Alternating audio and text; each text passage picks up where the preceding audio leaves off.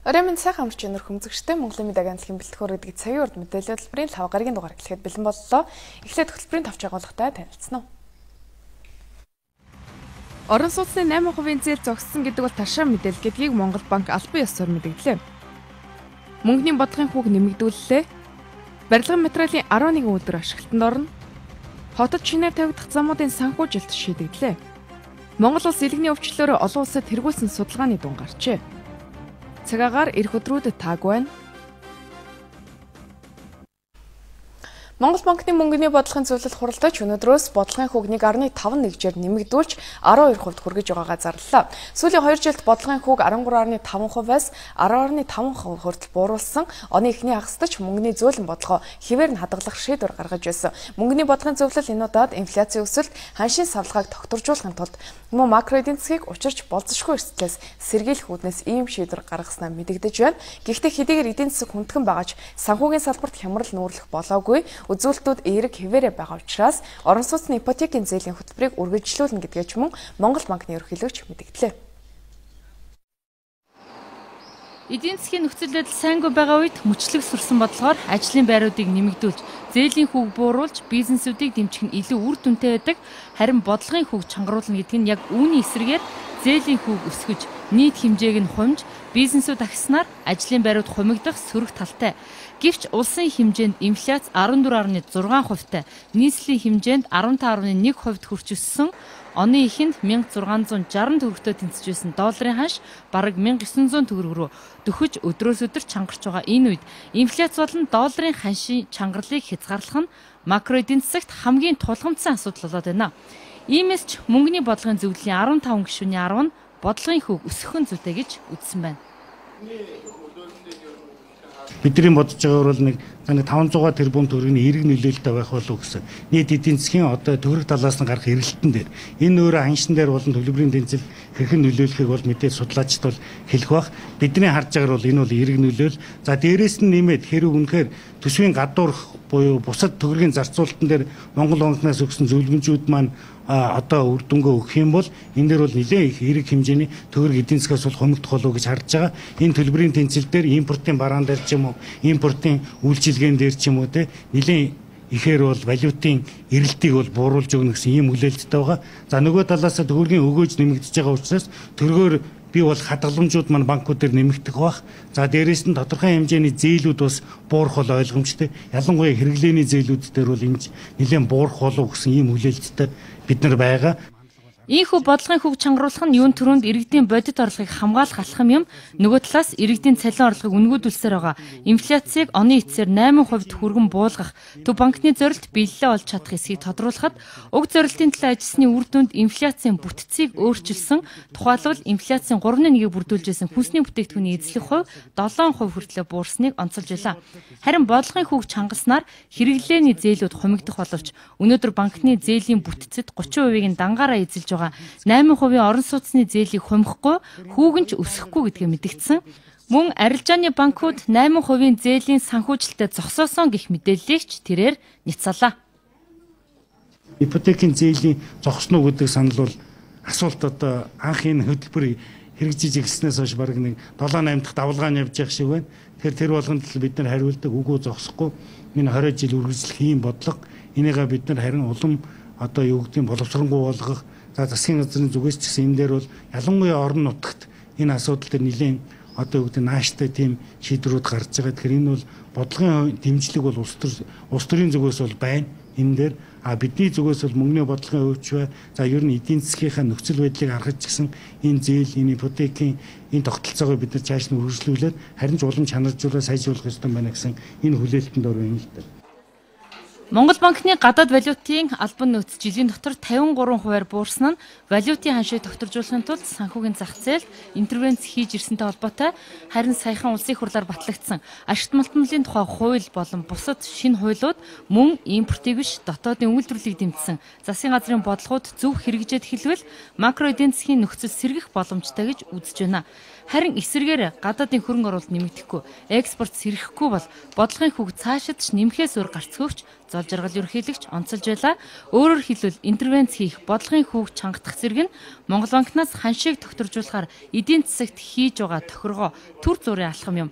Харин эдийн засгийг төрөлжүүлж, экспорт, гадаадын хөрөнгө оруулалтыг нэмэгдүүлэх гэх мэтээр эдийн засгийн суурь чадвараа илүү сайжруулах алхмууд хэрэгжиж байж, инфляц болон валютын ханш тогтвортой байх үндсэн нөхцлүүд нь бүрднэ гэдгийг мөнгөний бодлогын зөвлөлийн гишүүдж хэлж байсан юм а. Манай улс барилгын материалын 2 орчим хувийг импортоор авдаг. Энэ хэмжээг бууруулах зорилгоор засгийн газар 60 гаруй аж ахуйн нэгжид үйлдвэрлэлээ өргөжүүлэх шинжилгэхэд дэмжлэг үзүүлж хөнгөлөлтөө зээл олгосон. Мөн дээрх хөнгөлөлтөө зээлд хамрагдаж дотооддоо нэн тэргуун шаардлагатай барилгын материалуудыг үйлдвэрлэх 11 шинэ үйлдвэр эхнээсээ ашиглалтанд ороод байна. Өнөөдөр барилга хотын байгуулалтын сайд шинээр ашиглалтанд орсон хөнгөн ган, каркас, хөнгөн блок болон удахгүй ашиглалтанд орох барилгын цогц үйлдвэртэй танилцлаа.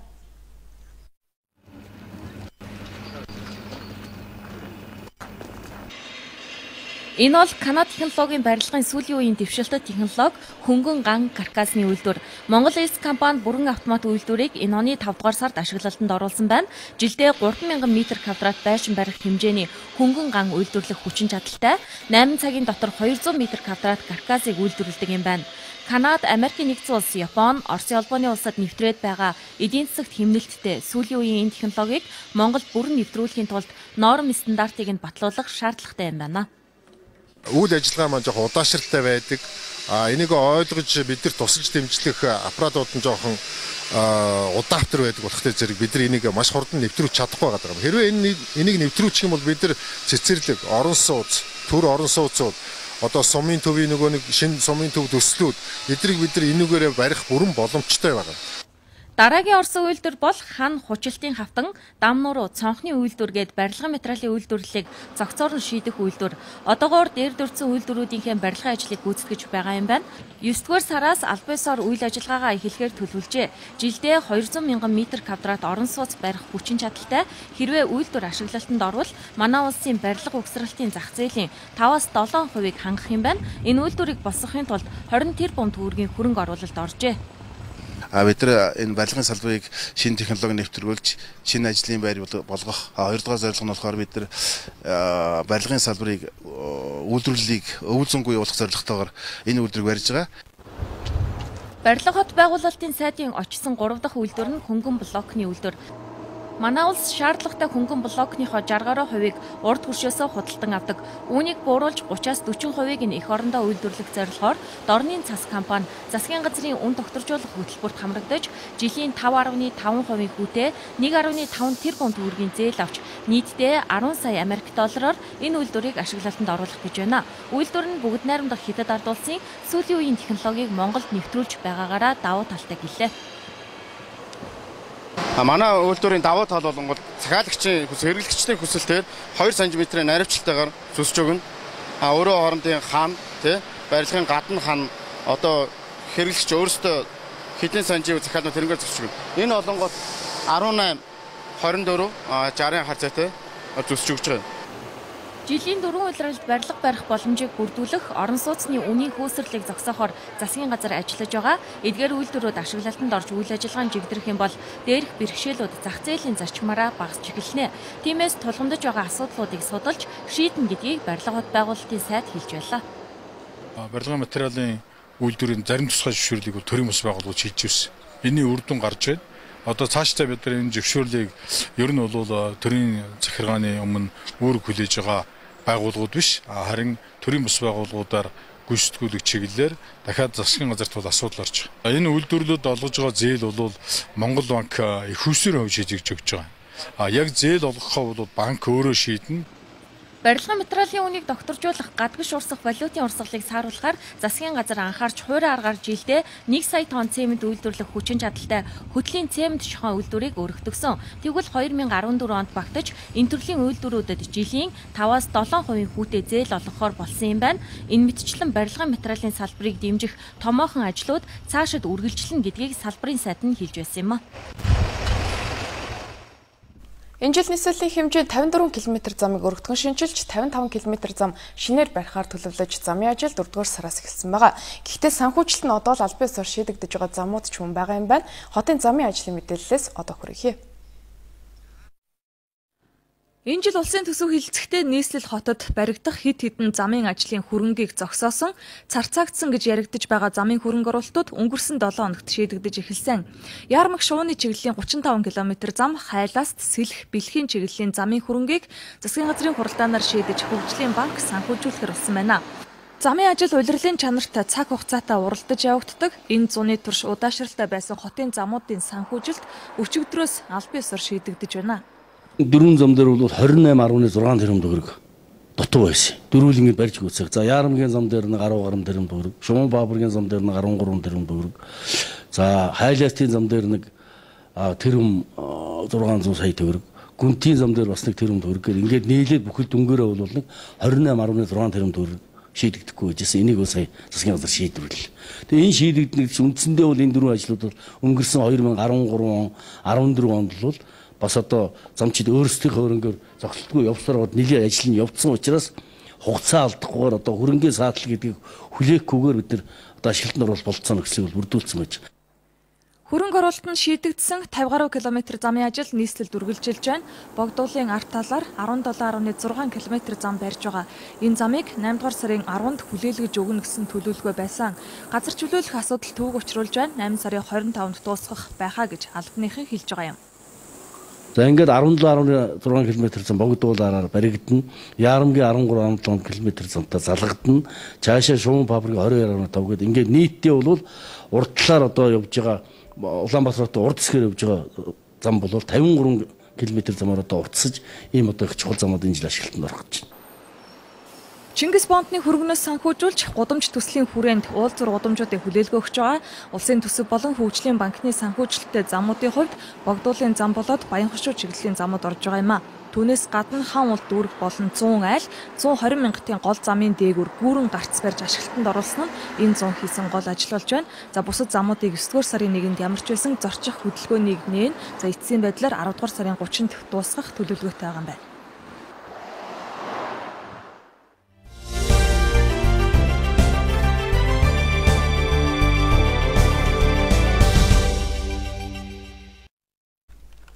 Цагийн хөтөлбөр эрүүл мэндтэй холбоотой багц мэдээ сурвалжилгаар үргэлжилж байна. Эрүүл мэндийн лабораторийн тусламж үйлчилгээ хөгжүүлэх 2010-аас 2015 оны стратеги төлөвлөгөөг хэрэгжүүлэх зорилгоор эрүүл мэндийн яам Япон улсын Sysmex корпорацтай хамтран ажиллах гэрээг 2008 онд байгуулсан. 6 жилийн турш хамтарч ажилласан гэрээний үр дүн өнөөдөр дүгнэж ахин 3 жилээр гэрээгээ сунгалаа.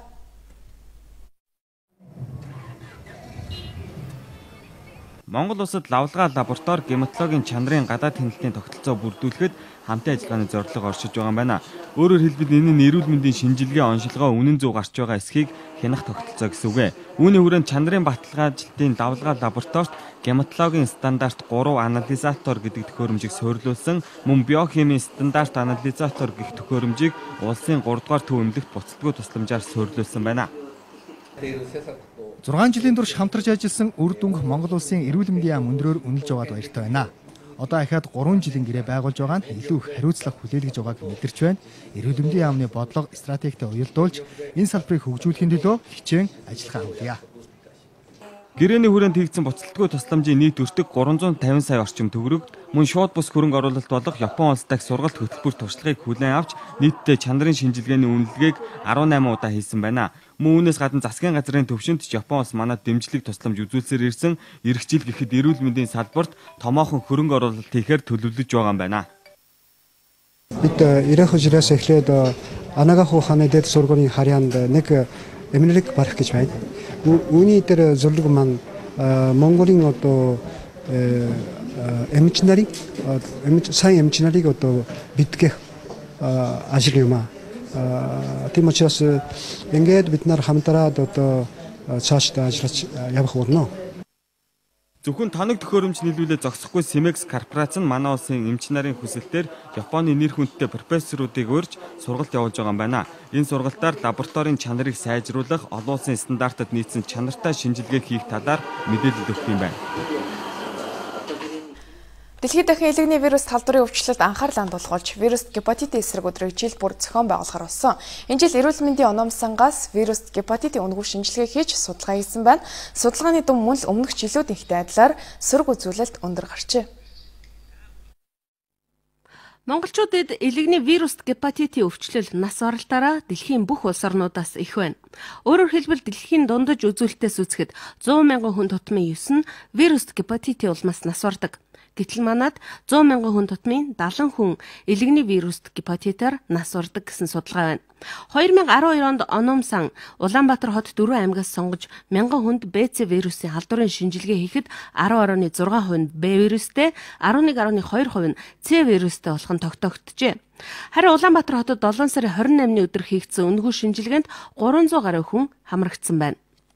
346 хүнд шинжилгээ хийсэн байгаа. Яг тэр өдрөө болохоор тэр шинжилгээнээс нэг 72 хүн гепатит С-тэй, тэгээд нэг 46 хүн гепатит Б-тэй гарсан байгаа. Ерөнхийдөө анхны бүр ингээ гарах шалтгаанууд бол хөвчлэн дээр шприцээр тарсан тийм байгаа. Тэгээ одоо бол яг тэ олон янзын өөр арга замуудаар таардаг.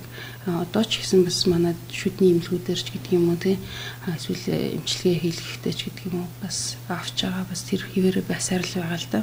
Одоо тэр зүм бидний судалгаан дээр харагдаж байгаагаар бол зүү төнөөр хануур эсвэл одоо шивэс хийлгэж байгаа эсвэл шүдний эмчилгээ хийлгэснээс болж энэ халдварууд ихсэж байна гэсэн тийм эрсдэлтэй гэсэн тийм үр дүн гарсан байна.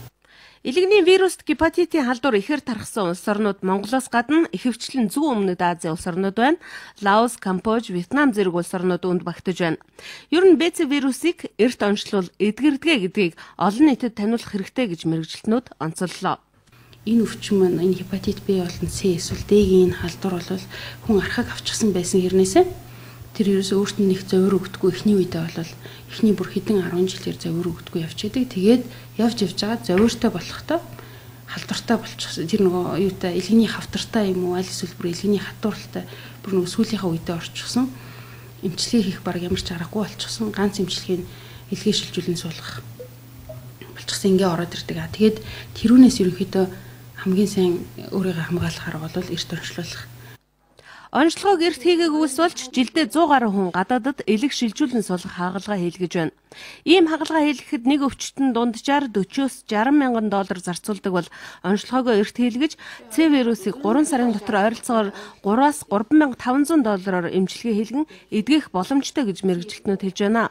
Одоо Монгол улсын засгийн газар элэгний С вирусын ийм Савалдыг Америкийн нэгдсэн улсаас нэг курс эмчилгээнд зориулсан тоног $900 оруулахаар яриа хэлцээ хийгээд байна.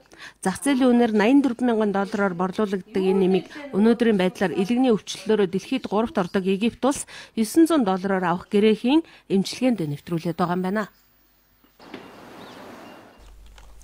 Хөдөө орон нутагт хамгийн эрэлттэй мэрэгжил бол эмч байдаг. Ажиллах нөхцөл хүнд амралтчлуу цаг гэж баг гардаггүй. Дээрээс нь эмтарины хангалт муу, цалин бага гэд шин залуу төгссөн эмч нар аймаг сум эмнэлэгт очиж ажиллах нь ховор байдаг. Тиймээс хичнээн сайн тоногдох хөрөмж суйрлуулаач эмч нар нь чадвар муутай бол хот руу явхаас өөр аргагүй болдгоо. Тэгвэл салбарын сайд нь хөдөө ажиллах эмч нарын цалин хөлсийг нэмэгдүүлэхгүй бол чадaltaй эмч орон нутагт тогтвор суурьшилтай ажиллахгүй байгааг хүлээн зөвшөөрлөө. Эрүүл мэндийн шинжлэх ухааны их сургуулийн төгсөгчдийн ажлын байрны судалгааг үзэхэд залуус хөдөг ус хотыг л сонгож байна. Хуваарай төлбөрөө төлсөнд оржийг завхны отгонд очиж ажиллах гэх эрх хэмдэж байхгүй.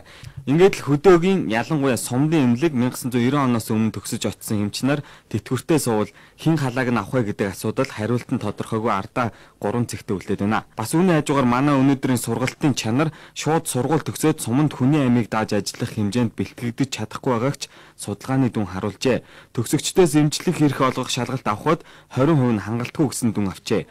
Энэ нь эрүүл мэндийн сургууль түшгэлсэн эмнэлэг байдаггүйтэй холбоотой гэж салбарын сайд тайлбарлаж байна. Ангаахын боловсрол олгодог сургууль бол боловсролын яамны харьяанд идэг. Хамгийн гол нь бааз эмнэлэгтэй болох ёстой. Тэгээд эрүүл мэндийн яамтайгаа их холбоотой байж ич яг эрүүл мэндийнхаа зах зээлийг мэдэрж ич зах зээл тохирсон мэдлэг боловсрол дадлага хандлагыг олж авч ич жинхэнэ одоо хүмүүсийн эрэлт хэрэгцээнд нийцсэн тим эмч мэрэгжилтэн бэлдэж гаргадана. Тийм учраас энэ боловсролын яам маань өөрөө одоо эрүүл мэндийн шинжилгээ ухааны их сургууль гэж хөгжиж байгаа. Одоо ангаах ухааны үндэсний их сургууль гэдэг байгаа шинжилгээ ухааны. Тэр сургууль маань Японы засгийн газрын JICA байгууллагын тусламжтайгаар бол бааз эмнэлэгтэй болох гэж байгаа. Тэр бол маш сайн үзүүлэлт. Ингээд ирэхээр эмчнэр оюутнууд маань дадлага хийгээд хүн үзээд бас тодорхой хэмжээний дадал хөвшилтэй болж гарч ирнэ гэсэн ийм хүлээлт байгаа. Мөн эрүүл мэндийн салбарынхны хөдөлмөрийн өсний үнэлгээ хит доогуур байдаг нь энэ салбарын хүний нөөцийн бодлого алдагдах нэг шалтгаан болсон гэж тэрээр тайлбарлаж байна. Салбарын яамнаас гаргасан эмч сувлагч нарын хөдөлмөрийн бүтээмжийг үнэлэх судалгаагаар нэг эмч сарда 2.5 сая, сувлагч 1.5 сая төгрөгөөр үнэлэгдэх үеч ажил хийдэг байна. Гэтэл одоогоор тэдний сарын дундаж цалин 500 мянган төгрөг байна. Нэг төрх их байж хахад хэдэн төгрөгийн ажил хийж гин. Нэг одоо олгон хагалгаа хийхэд хэдэн төгрөгийн ажил хийж гин гэх мэтлэн тусламж үйлчлэгийнхээ өртөг зардлыг тооцсон байгаа эрүүл мэндийн салбар. Энэтэй тооцоод үзэх юм бол эрүүл мэндийн ажилчид бол маш бага цалинтай, маш хүнд эрсдэлтэй ажлыг хийдэг. Тэгээ маш их хариуцлагатай ажлыг хийдэг. Тэгээд нийгмээс тэд нарыг дэмжихээсээ илүү тэднэрт маш их тийм одоо урмын хугалдаг ийм одоо нийгмийн сэтгэл зүг бүрдүүлдэг нь өнөөдөр манай нийгэм бас гажуудл юм байна. Тийм учраас энэ эрүүл мэндийн салбарын ажилчдын цалин одоо энэ төвшөнд хүрэхийн тулд бол бид нар салбарын үйлдвэрчний байгууллагатайгаа хамтраад эрчимтэй ажиллаж байна. Иймд нэгэнт төгссөн хүнийг сумдаа ажилдгээ томилолт өгч чадахгүй, бас цалинг нь нэмж чадахгүй тул өөр бодлогоор асуудлыг зохицуулах шаардлагатай болж байна. Тухайлбал завхны отхон сумаас ангаахад илсэн оюутны төлбөрийг орон нутагт нь хариуцаж төгсөөд сумдаа ажиллах гэрээ байгуулах, эсвэл суманд тасралтгүй тэдэн жил ажилласан тохиолдолд мэрэгжил дэвшлүүлэх сургалтанд үн төлбөргүй хамруулах гээд бусад олон улсад үр дүнгээ өгсөн аргыг нэвтрүүлэх хэрэгтэй болсон. Хэрвээ цаг алдалгүй энэ асуудлыг шийдэхгүй бол бид хэндээ ажиллаа өгч тэтгэвртэй суух вэ гэдгийг Ахмад эмчнэр асууж байна.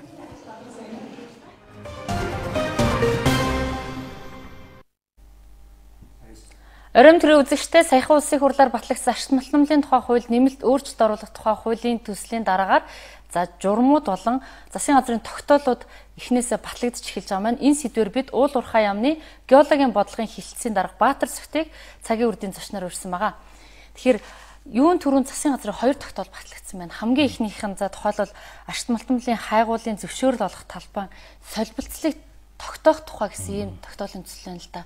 Энэ ямар агуулгатай тогтоол вэ? Ер нь энэ солилцлыг тогтооно гэдэг маань өмнө байгаагүй шинэ ойлголт уу? За тэгэхээр ашигт малтмалын тухай хуулийн нэмэлт өөрчлөлт бол 7 сарын 1-нд улсын их хурлаараа хэлцэгдэн батлагдлаа. За энэ хууль бол гарах одоо нөхцөл шалтгаан зорилгын хувьд бол хэд хэдэн зүйл бий. За юун түрүүнд бол 2012 оны одоо 5 6 дугаар сард бол одоо энэ хөрөнгө оруулалт бол нэлээд одоо багассан. За дээрэс нь одоо энэ уул уурхайн салбарын эрх зүйн орчин бол нэлээд тогтворгүй болж ирлээ. За тухайлбал одоо энэ стратегийн ач холбогдолтой одоо салбарт одоо гадаадын хөрөнгө оруулалтыг зохицуулах тухай хууль, за гол мөрний одоо урт нэртэй хууль байж байна. За дээрэс нь одоо 106 тусгай зөвшөөрлийн асуудлууд гэдэг энэ бүх асуудлуудыг цэгцлэх үүднээс одоо энэ ашигт малтмалын тухай хуулийг бол зайлшгүй одоо боловсруулж одоо их хурлаар батлуулах шаардлага гарсан. За энэ бол Монгол улсын одоо энэ уул уурхайн салбарын одоо эрх зүйн орчин урт хугацаанд одоо тогтвортой байх юм одоо бололцоо нөхцөлийг за дээрэс нь одоо өрсөлдөх чадвартай байх нөхцөлийг хангаж өгч байгаа. За хууль батлагдахад бол одоо хамгийн чухал зүйл бол энэ хайгуулын цэцгэн шүүрэл олгож эхлэж байгаа.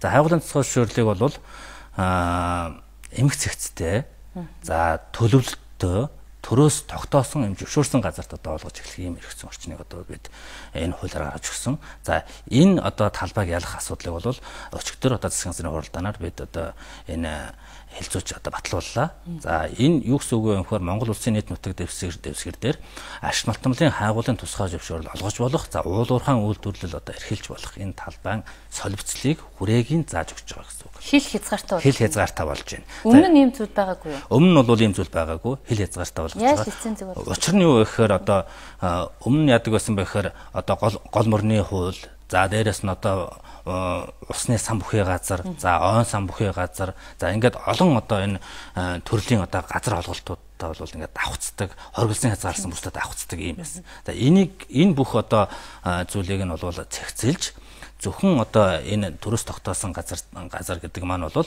ашигт малтмалын хайгуулын цэцгэн шүүрэл олгож болох, үйлдвэрлэлээ явуулж болохын талбайгийн солилцлыг нь бас судалгаан дээр үндэслэж, за дээрэс нь одоо бусад төрлийн энэ байгаль орчин, за одоо дэд бүтэц энэ бусад төлөвлөлтөд уялдуулж одоо хил цагаа тогтоож өгч байгаа маа л гэж ойлгож байна. Байгаль хамгаалах зорилгоор батлагдсан газар маань ашигт малтмалын хайгуулын лиценз олох газартаа давхцдаг байсан гэж та сая хэллээ л дээ. Өөрөөр хэлбэл урт нэртэй хуулийн тэр зааг дотор байсан газар одоо лиценз олголтод олгогдох гэж байна уу, эсвэл байгаль одоо байгаль хамгаалах маягаар тэрийг авч үлдэж гэнэ үү гэдгийг л иргэд маш их сонирхоод байгаа. Тий. Тэгэхээр хил цагийн тогтооно гэдэг бол нөгөө байгаль орчны одоо экологийн ач холбогдолтой. За байгаль орчныг хамгаалах энэ талбайгаа бол бид тусад нь гаргаад энээс бусад талбайд нь бол одоо уул уурхайн үйлдвэрлэл явуулж болох юм а гэдэг одоо төлөвлөгөөр олгож эхлэх талбайгаа зарлж байгаа. За тэгвэл хүчтэй засгийн газрын хуралдаанд баталсан энэ тогтоолын дагуу хайгуулын тусгай зөвшөөрөл олгох газрын хэмжээ нэмэгдэж байна гэж ойлгож болох уу? Нэмэгдэж байгаа. За өнөөдрийн байдлаар бол Монгол Улсын нийт нутаг дэвсгэрийн 7.7% бол ашигт малтмалын тусгай зөвшөөрлөөр бол бүрхэгдсэн байж байгаа. За энэ хууль за дээрэс нь одоо өчигдрийн одоо засгийн газрын тогтоолын хүрээнд бол бид одоо нийт нутаг дэвсгэрийн 20 орчим хувьд нь бол хайгуулын тусгай зөвшөөрлийг бол нэмж өргөдлөөр олгох юм болцоо бол бий болж байгаа. Дахиад нэг лавлын энэ 20 орчим болж нэмэгдэхдээ урт нэртэй хуулийн зүйлчлэлд орсон газар ороогүй гэж ойлгож байна. Ороогүй. Урт нэртэй хууль за тэр одоо экологийн ач холбогдол бүхий талбай энэ бүгдийг бол бид нар хасч тооцоод тодорхойлж гаргасан байж байгаа. За тэгвэл хоёр дахь тогтоол нь буюу өмнөх 12 оны засгийн газрын 191-р тогтоолын хавсралтад өөрчлөлт оруулсан гэж байна. Тэгэхээр эндээс ямар шинэ үр дүн, шинэ мэдээ үзэгчдэд бол. За тэгэхээр 2012 оны 5 сарын 30-ны 191-р тогтоол гэж байдаг. За энэ юу гэхээр Монгол Улсын нутаг дэвсгэр дээр одоо ашигт малтмалын тусгай зөвшөөрөл олгодоогүй. За хоригдсан хязгаарлаагүй энэ талбайг нийт нэг 18.9% талбайг одоо улсын нөөцөд авсан байдаг. За энэ бол геологийн судалгааны улсын төсвийн хөрөнгөөр геологийн судалгааны ажил хийх зорилгоор авсан. За энэ талбайн одоо энэ засгийн газрын тогтоол бол бид нэр өөрчлөлт оруулаагүй. Тогтоолын хавсралтанд нь бол тодорхой хэмжээний өөрчлөлт оруулсан. За энэ юу вэ гэхээр 2012 оноос хойш бол бид бол улсын төсвийн хөрөнгөөр тодорхой ажлуудыг хийгээд дуусчлаа. За дээрэс нь одоо 2016 он хүртэл бол улсын төсвийн хөрөнгөөр 1/50,000 геологийн зураглалын ажил хийж гүйцэтгэх талбайнуудаа авч үлдээд босод одоо хийгдсэн талбайнуудаа бол үндсэндээ өргөдлөөр олох талбай руу шийдүүлж байна гэсэн үг. Бас нэг зүйлийг лавлаа. Шинээр лиценз олгож эхлэх гэж байгаа юм байна. Гэтэл өмнө нь 106 лицензийг цуцалсан байгаа. Энийг яах вэ? За 106 тусгай зөвшөөрлийн хувьд бол бид сонгон шалгуулалтын журмаар олгохоор одоо шийдвэрлсэн байж байгаа. За сонгон шалгуулалтын журам нь бол батлагдсан. За сонгон шалгуулалтыг зохион байгуулах ажлыг бол манай ашигт малтмалын газар дээр бол хийгдэж байгаа. Яг энэний үр дүнд уул уурхайн салбарт сэргэлт ирэх үү? Эдийн засагт бид нар маш их хүлээлтийг уул уурхайн салбарт хаяглаад байдаг. За тэгэхээр хөрөнгө оруулалтын тухай хууль батлагдсан. За Монгол улс хөрөнгө оруулалтыг бол татах ёстой. Гадаад дотоодын хөрөнгө оруулалтыг геологийн уул уурхайн салбар нь өөрөө бол хөрөнгө оруулалтыг татах гол нөхцөл нь хайгуулын тусгай зөвшөөрлийг олгож эхлэх ёстой. Өөрөөр хэлбэл хайгуул геологийн судалгаа нь бол төрүүлж явж явах ёстой. Тэгээд дараа нь бол уул уурхайн одоо салбар маань бол араас нь бол дагаж хөгжиж явж байгаа. Гэтэл тэр урд нь явж байгаа юмыг бид нар зогсоочхоор уул уурхайн салбарт хөрөнгө оруулалт орохгүй болж байгаа. Бидний судалгаагаар бол энэ хууль ашигт малтмалын тухай хуульд нэмэлт өөрчлөлт оруулах тухай хууль батлагдсан. За энэ хайгуулын тусгай зөвшөөрлөг олгож эхэлснээр бол 2-3 тэрбум Америк долларыг бол Монгол улс одоо оруулах одоо ийм болцоо бүрднэ гэж. Маш тавчныг асууя. Одоо 6-7 журам батлагдахаар хүлээгч нь хэзээ батлагдах вэ? За тэгэхээр энэ журмуудыг батлахаар бол одоо уул уурхайн амьдар ажлын хэсэг гарсан ажиллаж байна. За нэн түрүүнд бол бид нэр энэ тусгай зөвшөөрлөд ашиглалтын тусгай зөвшөөрлөд эзэмшигч орон нутгатаа бол одоо хамтарч ажиллах ёстой. Хамтарч ажиллахдаа бол тодорхой хүрээнд хамтарч ажиллахдаа энэ одоо хамтарч ажиллах гэрээний загварыг батлах ажлыг бол одоо хийж байна. За мөн одоо уурхайн хаалт нөхөн сэргээлтийн ажил, за боловсруулах үйлдвэр тавигдах шаардлага. За дээрэс нь одоо Монгол улсын одоо геолог уурхайн мэрэгжлийн одоо тэр мэрэгчлэлтэнд тавигдах шаардлага зэрэг одоо журмуудыг бол бид боловсруулан ажиллаж байгаа. За баярлалаа. Уул уурхай яамны геологийн бодлогын хэлтсийн дарга Баатар цогт цагийн үрдийн зочноор оролцлоо.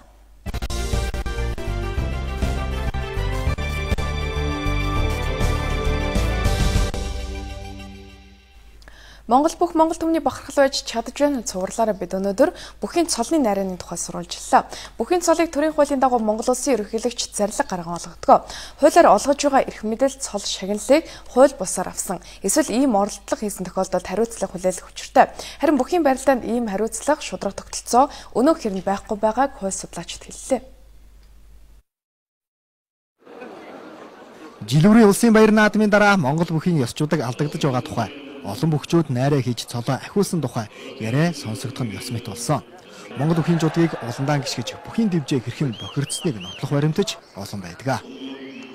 Тэгвэл 2007 оны улсын наадмаар Ганбаатар Арслан цолтой, аймгийн Арслан цолтой би улсын заан цолтой битээр 7-гийн даванд үзүр дүрэн 7-гийн даван зааны даванд гарч барилцсан. Тэгэхэд гам нэмд орж байгаа эрс надаас тодорхой хэмжээний санал тавьсан.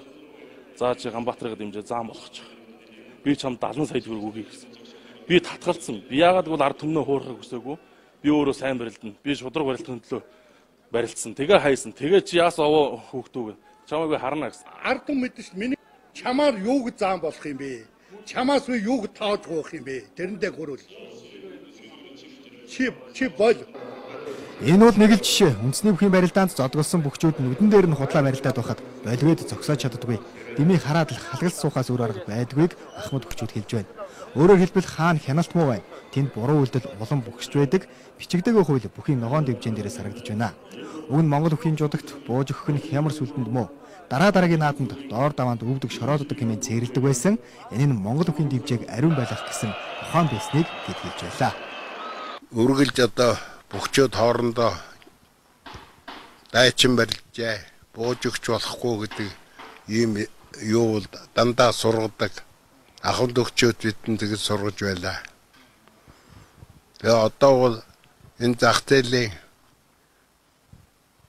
нийгэмд орсноос хойш 1990-ад оноос 1990-ад оноос эхлээд бууж өгөх явдал их гарсан л да. Бүхий барилдааныг үнэн шударга болгох талаас нь үндэсний баяр наадмын тухай хуулинд заахтаа тухайн хуулинд баяр наадамд оролцож байгаа бүх барилдааны дүрмд заасан үүрэг цэрэг нь сахин биелүүлээгүй бол барилдах эрхийг нь асч бай шагналыг нь хураана гэж заажээ. Гэтэл энэ хууль хэрэгжих нөхцөл орчин байдгүй юм байна. Төрийн баяр наадам үзүү төл одоо өнөж болж байгаа шиг байна. Ер нь найрын асуудал бол Монгол бүхийн нэрийг маш их сэвтэж байна л да. За гэтэл энэ найраа хийсэн тохиолдолд одоо яг ямар хариуцлага хүлээх гэдэг юм бэ? Найраа одоо давж байгаа бүхэн, унж байгаа бүхэн, за тэр зохион байгуулж байгаа нь ямар ихтэй юм бэ гэдэг талаар бол манай баяр наадмын тухай хууль дээр нэг цогцгоонд дурдсан байдаг. За энэ л үргэлж нөгөө тухайн харилцааг нэгэнт одоо монголчууд бүгд нүдээр харсараж мэдсэрэж одоо яг хариуцлага хүлээлгэж одоо чадахгүй байгаагийн гол алдаа бол манай хууль маань өөрөлд баяр наадмын тухай хууль дээр дутуу сууж өгсөн. Найраа хийгээд одоо улсын цол автсан, цолоо ахиулсан тохиолдолд улсын одоо тэр цол чимгийг хураах ямар ч заалт байхгүй. Зөвхөн одоо наадмаар болсон бай шагнал буюу одоо мөрийг л одоо хураахаар ийм заалттай. Бид нар бол яахаргүй тэрийг бол сайн мэддэг байхгүй. Бүхэн уучраа. Тэр байх вакцин хүртэл суул худлаа барилж яах гэдэг нь их тодорхой. Тэрийг нь яг авилгал өгсөн байна. Цолоо худалж авч яана гэдгийг тогтоох нотлох баримтгүй болохоор тэр энэ гэж хэлэхэд хэцүү л дээ.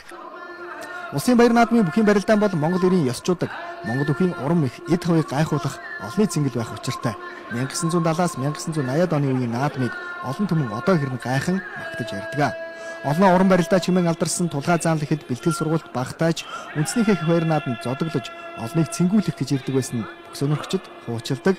Эмэл наадмыг түмэн олон үзэгч хүлээдэг. Хэрвээ бүхийн цолын найрыг одоо л зэгцэлж шудрах жудагтай байх гэдэг зүйлийг багваагаар сэргээхгүй бол өмнө дэглэсэн жүжиг бүхийн барилдаан хоёрт чанарын нэг ялгаа алга болох нь байна шүү хэмээн Ахмад бүхчүүд сануулж байлаа.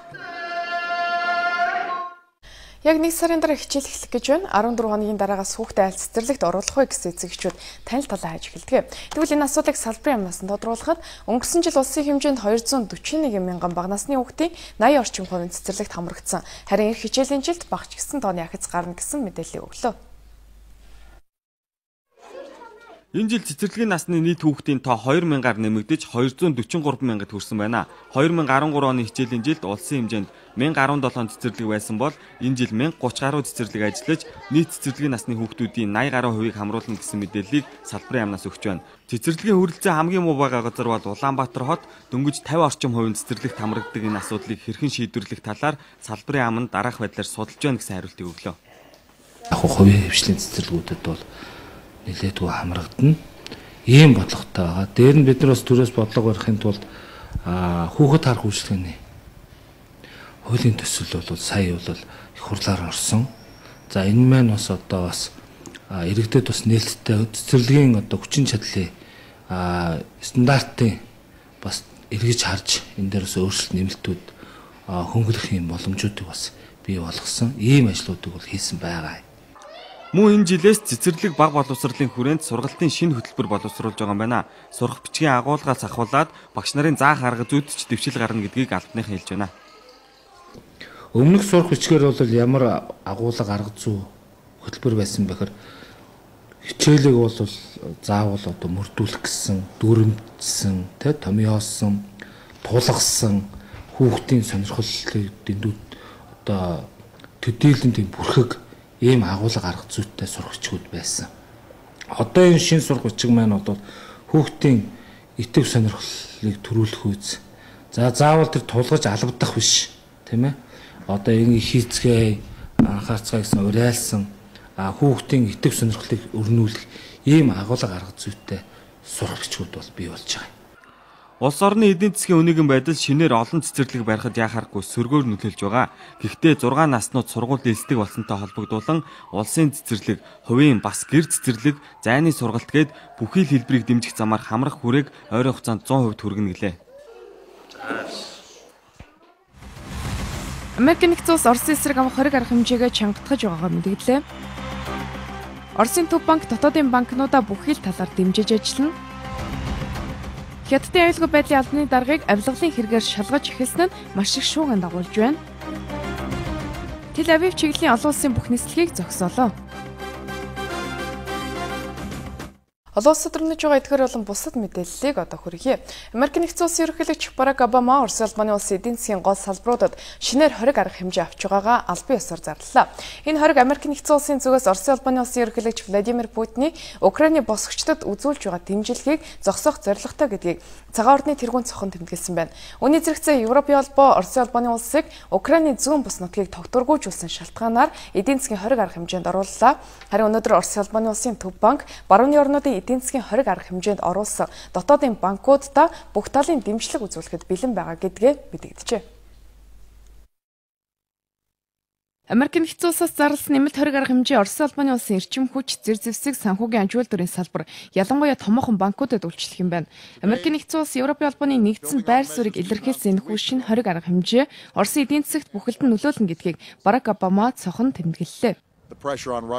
Америк нэгдсэн улс Оросын эдийн засаг, зэр зэвсэг, эрчим хүчний салбарт шинээр хориг тавьж байна. Ялангуяа эрчим хүчний салбарт техник технологийн экспорт хийхийг хориглоно. Орос руу экспорт хийхийг дэмжих эдийн засгийн хөгжлийн хөтөлбөрүүдийг санхүүжүүлэх зээлийг ч гэсэн албан ёсоор зогсоож байна. Америк нэгдсэн улстай адил Европын холбооны эрх баригчид Оросын эсрэг хориг арга хэмжээ тавихаар өчигдрөглөө тохиролцоонд хүрсэн. Америк Европын хувьд Украины зүүн бүс нутгийг тогтворгүйжүүлэхэд салан тусгаарлагчдыг дэмжин Малайз иргэний агаарын тээврийн онгоцыг сөнөөсөн хэрэгт Оросын холбооны улсыг буруутган эдийн засгийн ангаар Москвагийн хүчийг сулруулахыг зорж байгаа юм а. Европын холбооны хориг арга хэмжээ үндсэн 3 чиглэлд хэрэгжих юм байна. Эдийн засгийн салбарт Европын холбоо Оросын төрийн банкудад чиглэсэн санхүүжилтийг хааж, эрчим хүчний салбарт Орос руу тусгай багаж хэрэгсэл, технологийн экспортыг зогсооно. Ингэснээр Оросын холбооны улс урт хугацаанд газрын тосны их үүсвэр гаргахад хүндрэлтэй болох юм а. Харин батлан малгайн салбарт Орос руу шинээр зэр зэвсэг импортлох, экспортлохыг хориглож, Оросын харимт нийлүүлдэг нууцын зэрэгэлтэй технологийн экспортыг зогсоож байна. Америк нэгдсэн улс Европын холбооны Оросын эсрэг тавьж байгаа нэмэлт хориг арга хэмжээ Москвагаас хатуу хариутай тулгарч, Оросын барууны орнуудтай харилцах харилцаанд өөрчлөлт гаргаж магадгүйг олон улсын шинжээчид тэмдэглэж байгаа юм а. Барууны орнуудаас Оросын холбооны улсын эсрэг тавьж байгаа энэхүү шинэ хориг арга хэмжээ Оросын холбооны улсын ерөнхийлөгч Владимир Путин дэрэх шахалтыг улам нэмэгдүүлнэ гэсэн дүгнэлтийг Германы тэргүүлэгч эдийн засагчид өгч байна.